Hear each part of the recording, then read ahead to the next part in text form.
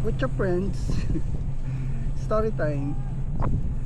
Namiss ko lang umikot-ikot dito sa Arcasol.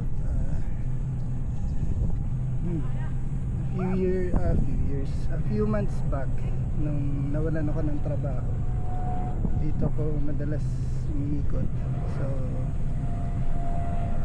parang dito na, syempre mahirap ang walang trabaho, no? Ito yung lugar na parang medyo nawala yung stress or pampawala ng stress. So nagbabike-bike lang ako dito.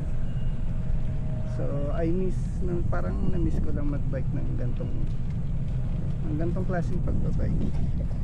Unlike kasi yung ginagawa ko ngayon, bike commute. Siyempre pag nasa kalye tayo, medyo stressful pagbabike sa kalye.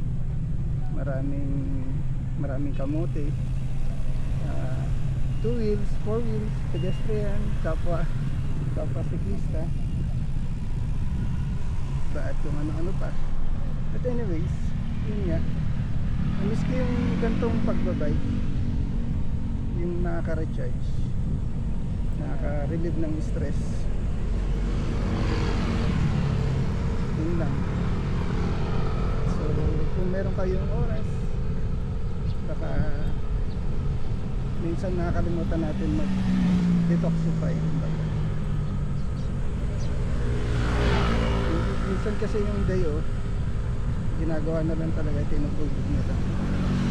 So minsan maganda rin na magliwaliw, kumbaga, o magaliwaliw, chill.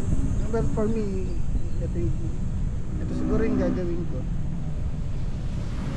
Medyo nakalimutan ko na kasi chill